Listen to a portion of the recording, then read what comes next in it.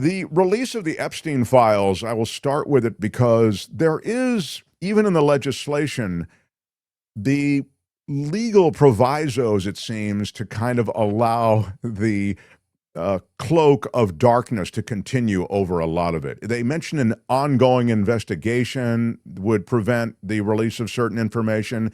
And so Pam Bondi is, I think, given some wiggle room here. That's as a layperson just looking in, but I wonder if you could give us the X's and O's.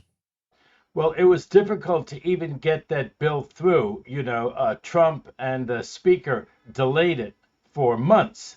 And then the bipartisan effort, there were four or five Republicans who jumped on board along with the Democrats and finally pushed it through. They did have some good language in there, Mark.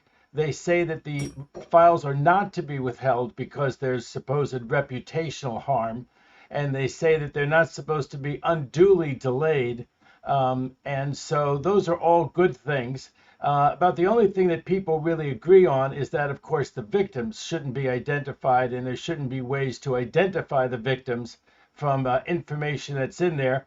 And of course, there is a concern that I have as a civil libertarian and as a criminal defense attorney myself, that, the innuendo. I mean, having someone's name in there before people explain, why the name is in there or something like that. There's obviously some huge harm there. So a conscientious review would be in order. Of course, we're fearful that there won't be a conscientious review, that any Democrat or any enemy of Trump will be leaked and pilloried in the press, and that really the more culpable actors, as long as they're Republicans or friends of Trump, they'll be held back. They'll be suppressed. There's also concern that some of the records are being destroyed even as we speak, or some of the files have been destroyed or tampered with already. I could address that just very briefly.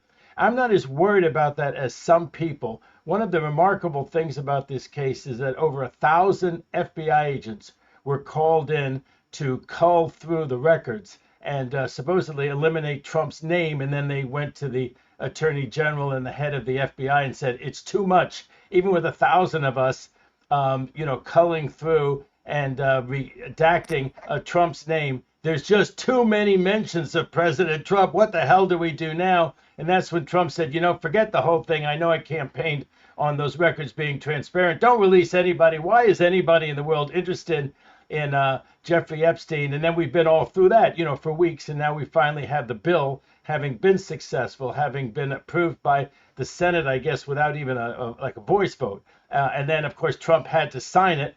What's interesting, I listened to Spanish language radio, and it's not all bad reporting there, but some of the reporting makes it sound like this was an ordinary bill and that President Trump then signed it. Of course, nothing like that happened.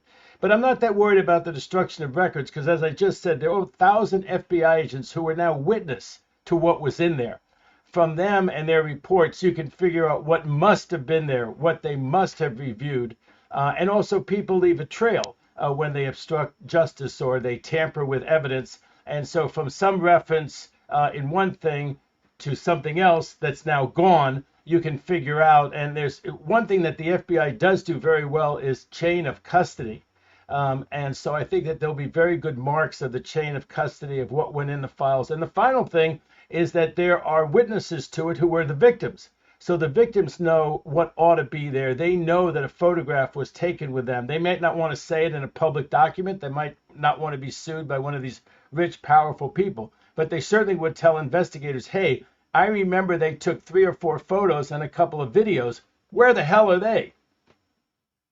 We are supposed to see that stuff too, David. That is to say, we're supposed to see videos and photos. It's not just all witness accounts or FBI investigative materials, right? That is to say, written word. It's a photo of, let's take 2 terrible instances. One, it's a photo of a 13-year-old girl being abused, a 15-year-old girl. We're not going to see that because just like we're not going to see anything that would tend toward, child pornography or a child scene like that, we're not going to see that. Now, of course, investigators would see it.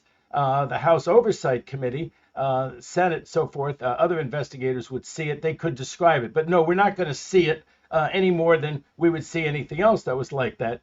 It's something that shows either death or abuse. They carve that out. So we're not going to see any kind of, really awful things, snuff things. Hopefully, there's nothing like that. But, there's hundreds of victims in this case. Who knows what some of them endured? Who knows some of them aren't around anymore? I mean, the idea that, that he was the world's greatest blackmailer, Jeffrey Epstein, and best friend of Trump, by his own statement of Jeffrey Epstein, that Trump was his best friend. You have, Jeffrey Epstein run around being the world's greatest blackmailer. Who knows what? People don't succumb to blackmail. What happens then? So there are so many unanswered questions, awful questions, but at least we are getting somewhere. And you have to say this for the MAGA people. They got fixated on this. They pushed this through. They didn't take no for an answer, even from the cult leader Trump.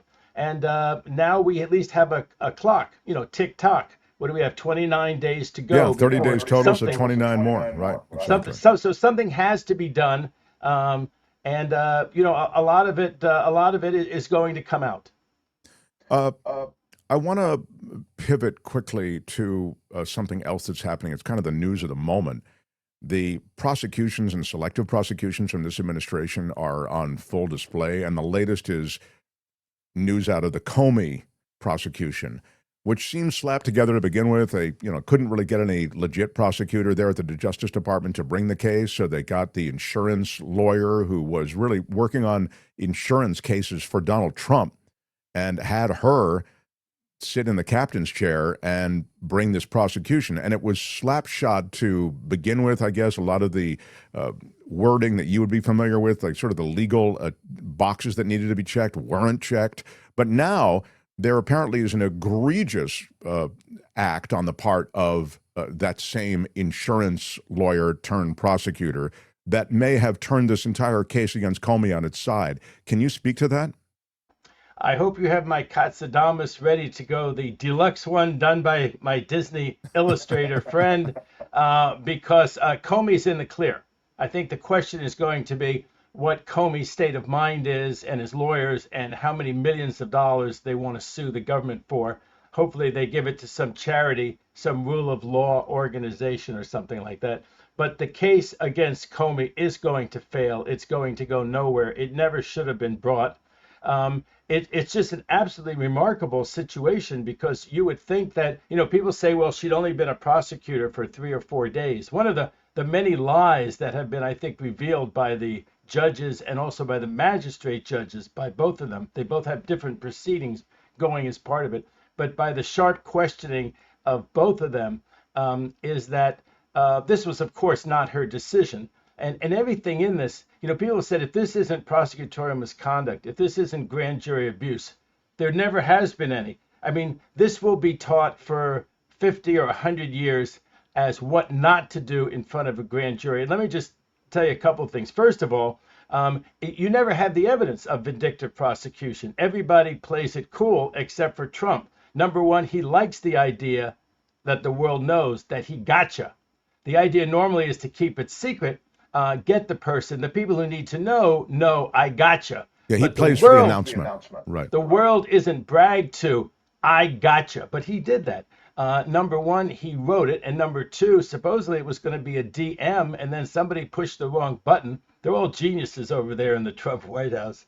Somebody pushed the wrong button, and it went out to the world as a Truth Social post where it says, get Comey. You don't have much time. Do it. And then within a few days, this Halligan comes in and does it. Now, that is an amazing, great fact that cuts short all the discovery you normally have to have ordered, all the things you'd ask the judge to do, the judge telling you it's extraordinary, it's very rare that we dismiss cases on selective or vindictive prosecution. What's your record? What's your basis? And you'd fumble around with inferences. You would never have something as good as Trump's DM saying, get this person.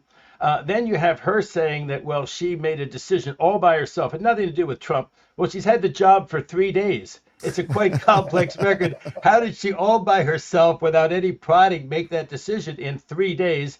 And one of the judges pointed that out to her. On top of that, they have this time crunch. So they might have even then done it more adroitly, except they're under the gun. They have to do this really fast. And this is one of the things that happened. When I was an assistant U.S. attorney, we had a case that took forever to get put together, and they bring in grand juries on certain days. So I had this Tuesday grand jury. And if there were a SIG alert all over town, if there were a huge rainstorm, if you couldn't get the grand jurors in, it was gone. If I didn't get it that Tuesday, I wasn't going to get it because my statute of limitations was going to run on Friday. Not the way to do it, but we had good cause there because the investigation ran right up until the time the statute ran.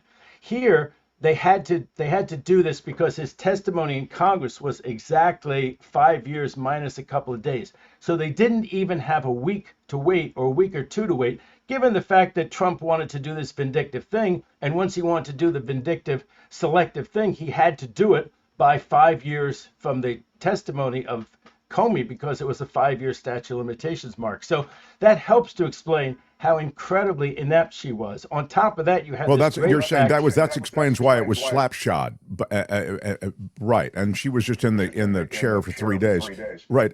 Okay, so I'm sorry, I didn't mean to interrupt. I was just trying to get it clear in my head. Go ahead. Right. And then there was a presidentially selected normal U.S. attorney in that district, the Northern District of Virginia or Eastern District of Virginia, the one that's right next to Washington, D.C., Mark. And they had already, by the way, you've gone out on my screen, but I guess you're still fine. We still they hear had- you, so go ahead. Yeah. Okay, great. So they had they had the normal United States attorney, and he was the normal person you would expect in a Republican administration. Very credentialed, very experienced. Right, to the right of center. But that's what you'd expect in a normal administration. He wouldn't do it. He said, I'm an officer of the court. He's obviously worried about his bar card one day. And he said, I'm not doing it. There's no case against Comey. I'm not going to bring this. I have an ethical duty to only bring a case that I believe there's proof beyond a reasonable doubt. And it doesn't exist here. I won't do it. So Trump said, you won't, you're fired.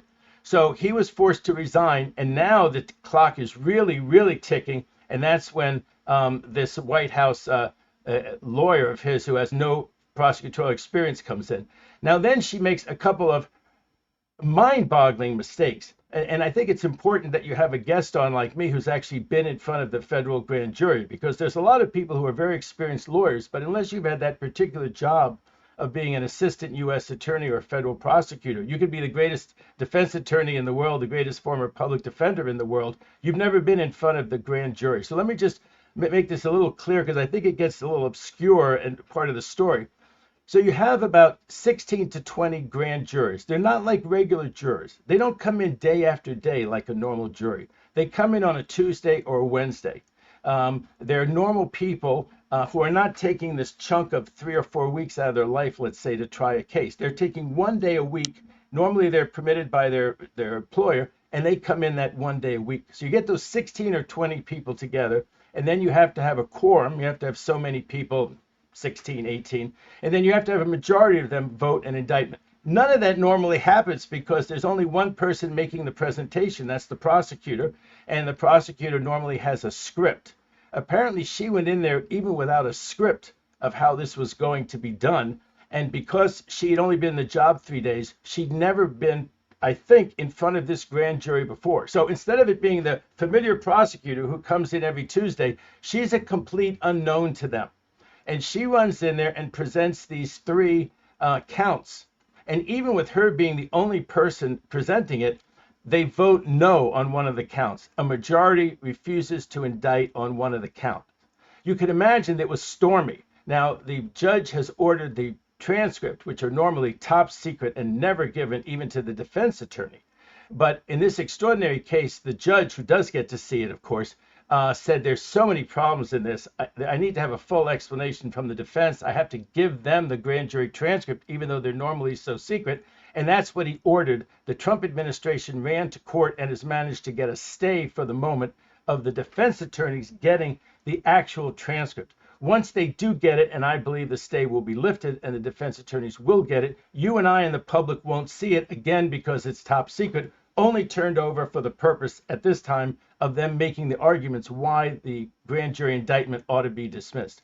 She does 2 things without her script, without any experience, with just meeting this grand jury for the first time, with them already not willing to indict on one of her 3 counts, which are, it's unbelievable. She tells them 2 things which are completely misconduct. She says, Comey can tell his side of the story, and she makes it sound like Comey will have this unfettered right to tell his side of the story. And get ready, you're hearing our side of the story, you should indict, and then you'll hear his whole story, or some jury will hear his whole story, and he can say anything he wants to. In the course of that, Mark, she never admonishes them. Of course, he has a Fifth Amendment right not to tell his side of the story. He has a Fifth Amendment right to remain silent. You may never hear, quote, his side of the story, because he has a right under our Constitution to never tell it to you. So you need to decide just based on what I tell you. Also, to gild the lily, because you can speculate that this grand jury is like rolling their eyes, looking at her like, why are we doing this? Why are we bringing this indictment? She says, you know what? We may have a lot more. This may seem kind of thin, but all the good stuff's going to come in at trial. We got a lot more. So she encourages them to speculate that there's a lot of evidence out there, none of which is presented or explained to them, which is going to make this a much stronger case than what they're hearing. It's astonishing that somebody with a college degree would do that. You don't need to have been to the Advocacy Institute in Washington, D.C. before you take your post as a U.S. attorney or assistant U.S. attorney to know that that's wrong. Well, that's the Rudy Giuliani School of Prosecution, which is, Your Honor, I know you don't see any evidence here now, but I've got a bunch of evidence I just left in my other pants. And some at the press conference, and the rest of it I left in my car. But trust me, I was the mayor of New York. Trust me, I worked for Trump in the White House. The next extraordinary thing that happens, okay, is that the judge orders her to give him, the judge, all the transcripts. The judge looks through there and says, something's missing. I don't get it. So they vote no on this indictment on one of the counts. And then when did you present them the grand jury indictment? Because I don't see that in the transcripts. They huddle in court. They have some lawyer down there arguing for the Department of Justice. Believe me, this is a job that probably 100 lawyers at the Department of Justice said, I will quit. I will do whatever. I will never carry water for you, Trump, or my U.S. attorney on this. Fire me, do whatever you want. So they get this guy to actually go in there and argue this case along with his Halligan. So they confer. And he comes back and says to her, says to the judge, Your Honor, there is no such transcript. He says, well, if there's no transcript of when you presented it to the grand jury, did you ever present it to the grand jury? The answer is no. This indictment, which was filed at court, this indictment, which Comey now has to answer as the sole indictment in the case, has never been read by or presented to the grand jury. And I think the way that happens is that, so they sit in a room, and then, people go to the bathroom, they get a drink of water, something like that. So I think what happened was that the grand jury has now voted no on one of the counts. She's now amended the other two counts. She now has this amended indictment. And she probably says to herself, the grand jury was such a hard time. I don't want to go back in front of them again and have me yell at them some more and ask me all these questions that I have to go tell them, I know it's very thin, but the fat cow is going to show up at some point, maybe at trial, or maybe Comey will must tell his side of the story, whatever she applies to them. So I think she finds the foreperson and the secretary out in the hallway, and she says to the foreperson and the secretary, sign here. And so it's signed by the foreperson, and maybe it's signed by the secretary, but it's never presented to the grand jury. And that's what the judge has finally determined, because he found that missing presentation, and he found out there never had been any presentation to the grand jury. So Comey stands now accused of an indictment which has not been returned by the grand jury. It's not been read by the grand jury. It's apparently just signed here on the dotted line by the foreperson and the secretary, which is totally improper. I never really thought it through. I've never, ever heard of a case where something like that happened, and neither have the commentators. Now, the last question you might ask is, so what happens now? When the judge throws this out, which seems inevitable, can't they just go back and indict again? And the answer is no, because it does not extend the statute of limitations. We call it toll the statute of limitations by having brought a defective indictment. Had they brought a proper indictment, and if they now wanted to go back and supersede, there'd be some arguments that you could relate back, or part of it was brought in time and now you brought something else. But when the indictment gets thrown out in toto, as I believe this one will be, Uh, Comey will be accused of nothing. The statute of limitations has run. It's been more than 5 years. Nothing told the statute of limitations. So all that will be left is what remedies are left to this distinguished former FBI director, having been absolutely dragged through the mud, wrongly charged, and this clown show. I mean, people say a clown show. This one really is. It's not a metaphor here. This is like a bad Saturday Night Live routine. And if you ran it by lawyers, they'd say, it's too incredible to believe. What? They I, never I, presented to a grand jury. They just never present. How could it be that the final indictment was never presented to the grand I jury? mean, it's so wildly absurd. By the way, my Kim, my board is freezing up a little bit, so you'll have to handle comments. But I saw among the comments, of course, there's the typical comment, which I think is appropriate, which is, they'll ship her out and they'll bring in some other, incompetent functionary for Trump, as the Justice Department seems more committed to a loyalty than to competence these days. But what I also saw was a statement about disbarment. Just as an aside, is it possible to be disbarred for something like this, or is this more considered like a clerical problem as opposed to an ethical issue? You have to Be unmute him. I can't hear. ashamed of. It's certainly something for the that attorney. I think her name is Halligan. To be ashamed of her whole life, and it's you make a deal with the devil, and here you are. When I became an assistant U.S. attorney, the then U.S. attorney, whose name is Steve Trott, he's still alive. He's on the Ninth Circuit, but he always said, everything you do, imagine it were run on the front page of the LA Times, with all of our confidentiality and everything like that. Imagine it were run on the front page of the LA Times with all of its details. You better be okay with every detail. And if you're not, don't do it. And the other thing is the old adage that you'll be remembered by the stupidest, worst thing you do in your career. And hopefully this will be the stupidest, worst thing that she ever does in her career. Mark, it's hard to imagine she would ever be in a situation to exercise that kind of power again.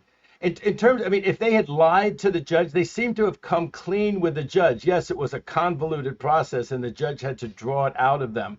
But on balance, I think she probably won't be disbarred. I think there are some people who are in much more trouble in terms of being disbarred. I think our Attorney General Bondi, I think our FBI Director Kash Patel, I think they're really in trouble. They really had managerial responsibility. They knew what they were doing. My goodness, they should have known better. I'm not saying she shouldn't have known better, but just Katz, I wouldn't right now bet that she's going to be disbarred.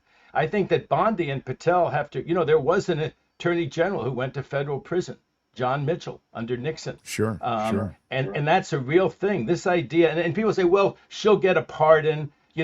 Trump's going to pardon everybody, all of his lackeys and puppets on the way out the door. He'll pardon. So that's why Patel and Bondi, the deputy attorney general, they aren't really worried. First of all, what a terrible mark on their, that they would need a pardon, and the world will know, in detail what they did.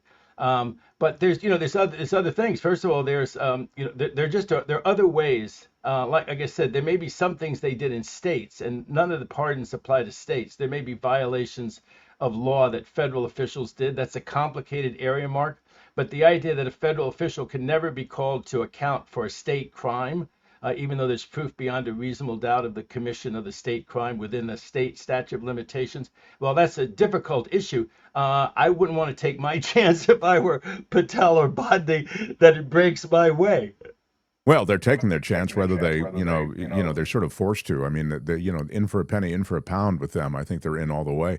But I want to pivot to another Trump policy that is being carried out, and it would seem lawlessly, and that's associated with the Alien Enemies Act and the idea somehow that you can deport people here prior to and without any kind of judicial review.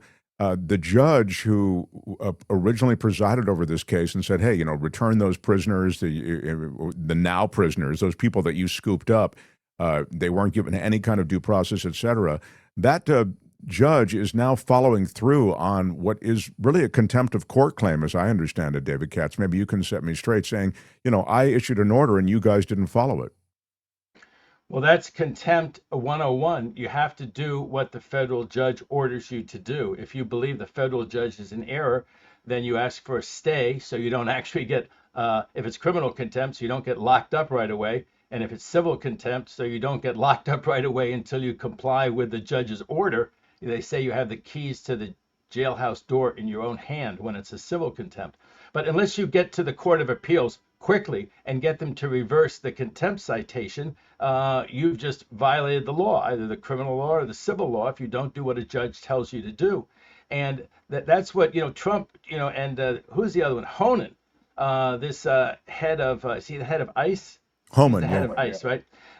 He's the one who's suspected of the $50,000 cash that he Right. took. The Yes. FBI sting, yeah. And he says things like, I don't care what the judges say. And I said this once when Mussolini was coming to power. Mussolini's aides did not say, I don't care what the Italian courts say. That is the statement of an absolute authoritarian that even authoritarian regimes have tried not to make. They try to at least say that they will observe what the courts say. Honan hasn't done that. Trump hasn't done that. And they acted in all those situations like, well, these were just some people obstructing justice, almost like they were demonstrators obstructing justice. These are the Article 3 life tenured federal judges who carefully deliberated on something and ordered the administration to do something like return Abrego Garcia to the United States. And I predicted even then that, and it didn't seem likely, I have to say that they would obey the orders of the judges, but they did. As much as, they found ways to do it. Well, they're prosecuting him in Tennessee. He was actually transporting aliens, they said about Abrego Garcia. We're not really bringing him back because the judge ordered us. We're bringing him back because we want to, because we're going to prosecute him here. They found a way, but they observed pretty much the judge's orders. And Mark, I think you're going to see that over and over again. And I know people are worried that the U.S. Supreme Court is not going to stand firm and back up the Constitution and back up the lower federal judges. And we'll see case by case. But I think in general they will. And I think the arc of these cases is that the federal judges have really stood up for the law and have told Trump that he can't do this and he can't do that. And that while he's got a lot of bluster, I think pretty much his administration is following the judge's orders. I know the rhetoric isn't, it doesn't sound like that, and all the bluster and all this, the threats and the statements they make, even against federal judges, have been very disturbing. That they don't show respect for the rule of law and respect for the judiciary. But I think if you look case by case, they followed orders. They do not want to go into contempt. By the way, contempt cannot be pardoned. That's between a federal judge and the contemnor. And so if a judge ordered one of his officials locked up, and that was the judge's orders, I don't believe that he could give a pardon in that particular situation of a federal judge finding a person in contempt of that federal judge's order. That's extraordinary. I did not know that. I haven't heard anybody else make that point. I think it's interesting, just as an aside, that the attorney, now no longer with the DOJ, but he was with the DOJ at the time, who was appearing before the judge, now is being called back in to testify. He was the one who said that it was a mistake, sorry, it was a mistake to deport Kilmar Garcia. As it turns out, my bad, I'm sorry, but the Trump administration didn't like that. They dumped him for having admitted that it was a mistake to the judge. Now the judge, again, having indicated he's following through on this contempt, he wants to hear from that DOJ attorney who was fired. And so Kilmar Abrego Garcia's case, lives on in this way. Well, it was really quite extraordinary. You remember, this is the situation where there were 3 planes, and it looked very clear that one of the planes had not taken off. The judge had ordered, don't have any more planes take off, turn around. So not only did the 2 planes not turn around, but one plane took off after the judge issued the order. Then the administration and Trump got caught having violated the judge's order. Then they came up with this flimsy argument that, well, oral orders don't count until an order is written down, which is mind-boggling, Mark. I'll give you some free legal advice. If a judge ever tells you, Mr. Thompson, do such and such, or don't do such and such, don't do the opposite for the next 2 hours and tell me, Katz, stay at the courthouse and see if there's a written order. And that's actually the flimsy, idiotic position that they took, that they were not in contempt. And then, of course, they didn't bring him back. It went to the U.S. Supreme Court. The Supreme Court said facilitate the return. They acted like they didn't know what facilitate meant. There was some dictator down there in El Salvador who wouldn't let them come back, like they had no power over him. You know, these people around the world, they just do what they want. And Trump just sits there, this powerless, little weak, functionary. Trump just sits there. You can't tell even the country like El Salvador what to do. And everybody was just laughing because they knew, of course, he could tell them exactly what to do. And again, Trump was performing, showing that the guy really was his puppet, this Central American dictator, self-described, world's coolest dictator. But Trump could dictate to him, and he wanted the world to see that this was all a big show and Trump was acting disingenuous. And you see, the Supreme Court voted 9-0 that Obregón Garcia be brought back. And one way or the other, Obregón Garcia was brought back. Yeah, I mean, the continuing saga of Obregón Garcia, I think, involves deportation to a third country still. But just on that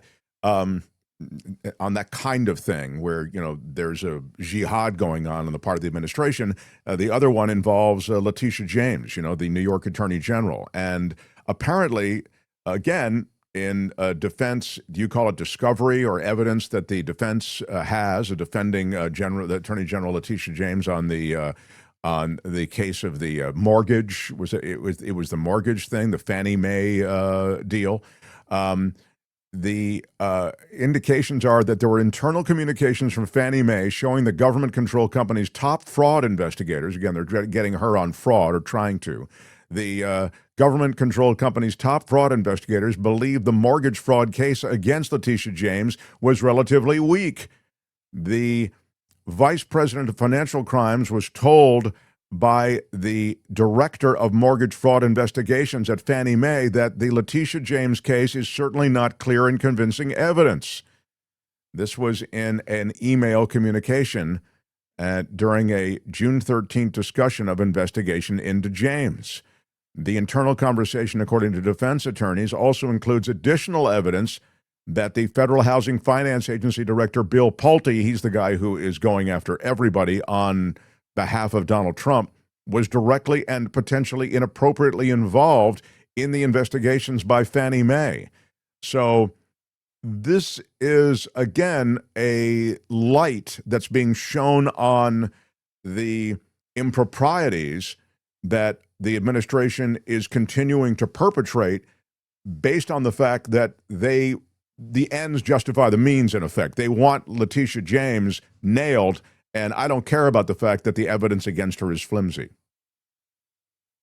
Bill Pulte, he's an interesting story, and you would think there'd be even more reporting on it. He's a Nepo baby. He's from a rich family.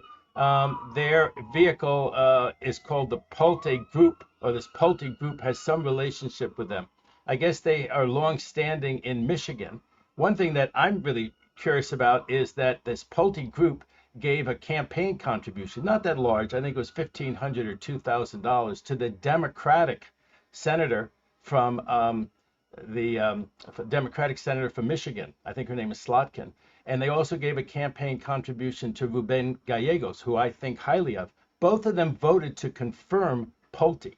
And there were reason to think that this Pulte was going to be a real $3 bill when he got there. He was a true Trump loyalist, a Trump fanatic. Anyway, they, along with one or two other Democrats, confirmed Pulte. Now, he probably would have made it just on Republican votes. And then he turned out to be this absolute $3 bill, where he's turned his agency into, a department of vengeance. They're supposed to be doing Fannie Mae and Freddie Mac yawn. But, one of the things that he's done is now try to make these bogus referrals. And one of the referrals is on Senator Schiff, which I can tell you because I've looked at that carefully, and Schiff has defended what he did. It's complete garbage. And they're trying to do this now, and I think Swalwell, too. They're potentially making a referral on him. He's a Congress member from Northern California, also someone who's looked sharply into Trump's actions on January 6th.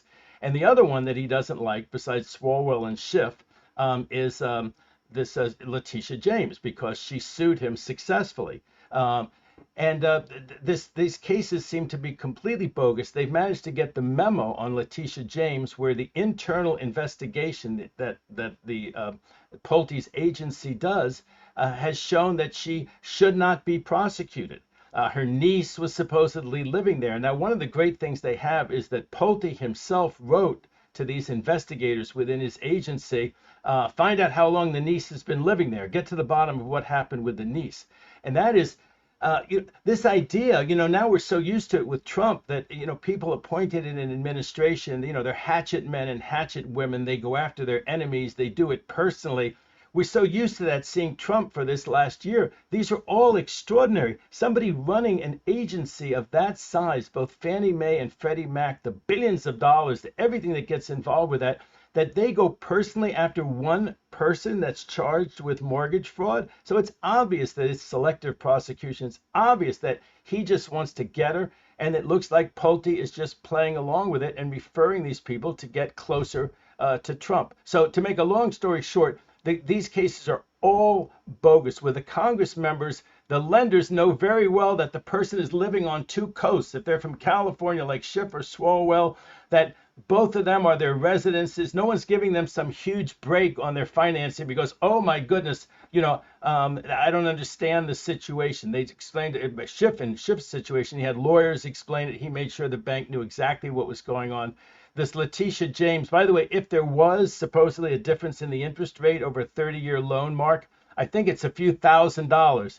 So here's Trump. It's been reliably reported that Trump and his family have made $3 billion and counting in the time he's been in office. And here they're investigating somebody who successfully brought a suit against him because of supposed $5,000. It just stinks. It so stinks. And all I can say is that when the Democrats get back into power, it's going to be all the self-control that they can show not to do this back. And why the Republican senators aren't stopping this, why no one in the Republican Party is stopping this, I think it must be that they think the Democrats are just too nice to ever do turnabout as fair play, that we're just too nice. We believe in the rule of law too much. And so they feel like what they're doing to Democrats, just because they're enemies of Trump, will never be done back to them. It's true. And I think their appraisal of the Democrats, if it is that, is likely appropriate because Democrats just don't.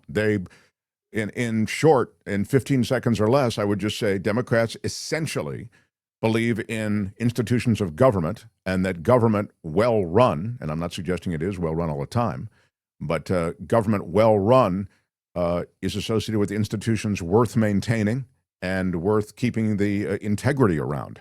And as we've seen, the Republicans in general essentially believe that they are flawed institutions, these institutions of government. They've been corrupted by those dirty Democrats, and we want to come in and, clean things up. And the irony of that is, of course, it's never been dirtier. You have this DOJ that has been turned loose in an orgy of recrimination. It is despicable and disgusting and grotesque and scary, honestly. And, you see it played out in the streets, David Katz, with the way that they've empowered these thugs to detain people, to arrest people, to go in with this heavy-handed theater of taking over America's cities. It's disgusting, and I worry about elections being the next chapter of that, seeing a way in which you can suppress the vote by bringing in these thugs to protect everybody in these cities that need protecting,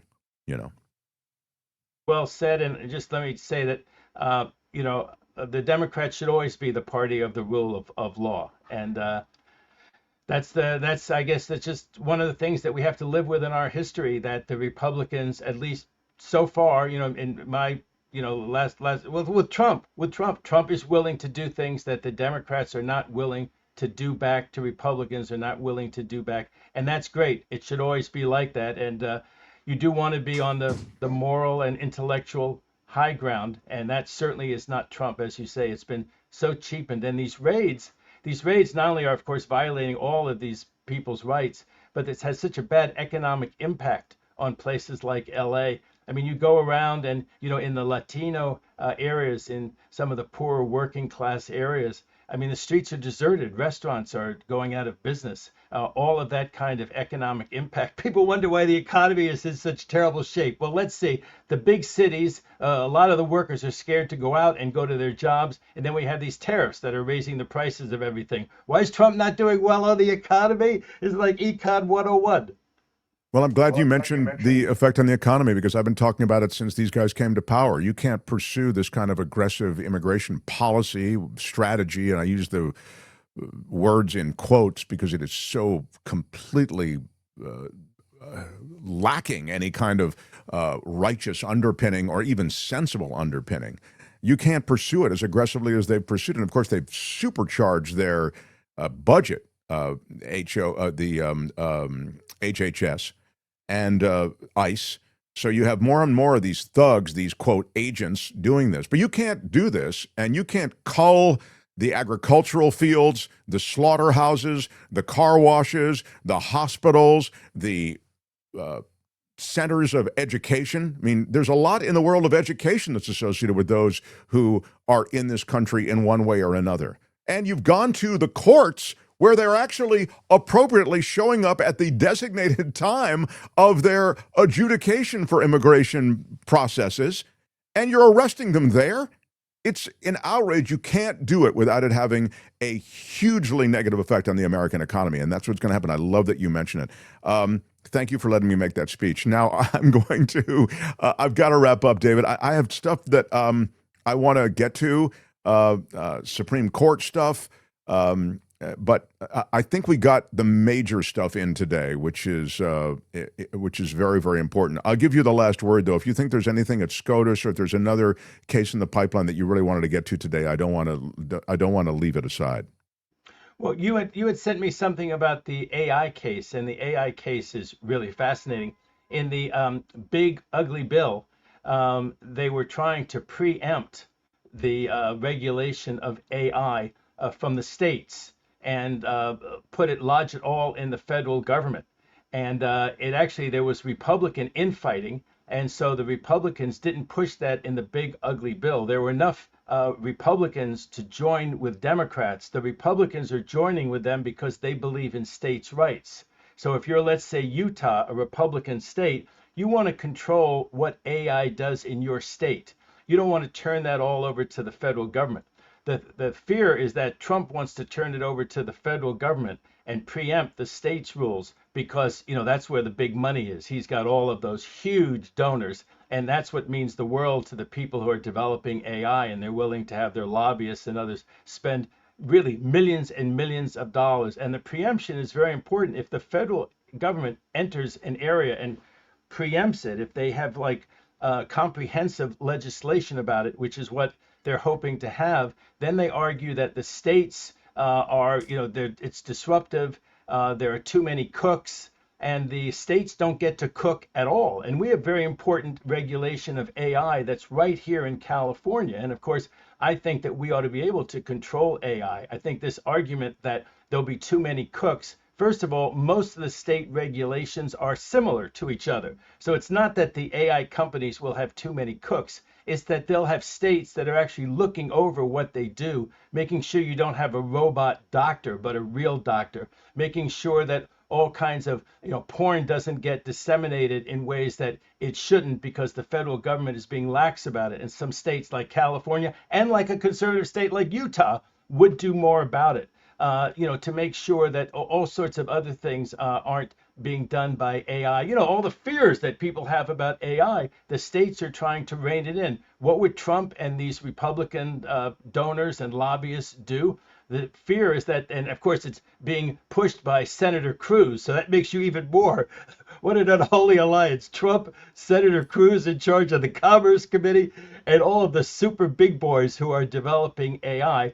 And of course, this has been a big, big deal whether the states can control or not. It looks like the states will have enough working together. There's 40 state attorneys general who are against this federal bill, this federal preemption. And yet there's fear that it's been just announced in the last day or two that there's an executive order that may be about to come down from Trump uh, basically with the aim of moving in that direction and preempting the state laws that will rein in AI, the worst excesses of AI. And anyone who's out there and is scared about the excesses of AI, I think should be on the side of state regulations, California and other states being able to do something about it, and not having Trump, Senator Cruz, and the huge lobbyists preemption of the whole area where some federal law preempts and knocks out state regulation. Well, Trump likes the AI generated cartoons of him in a crown flying over the crowd on No King's Day and dropping poop all over them. And that's kind of the stuff he likes to do. He doesn't want to see it regulated in any way.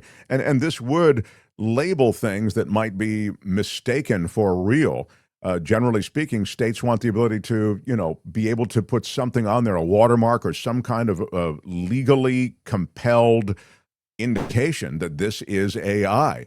And the feds and Trump, of course, now through EO, as you say, this executive order, I've now learned EO is my that's my little jargon, because he does it so much. Through the executive order, he wants to basically, of course, he's in the thrall of all these tech guys who have made him, as you suggested, billions of dollars through the crypto world. And also, again, just through AI, he just realized this huge, huge area of grift.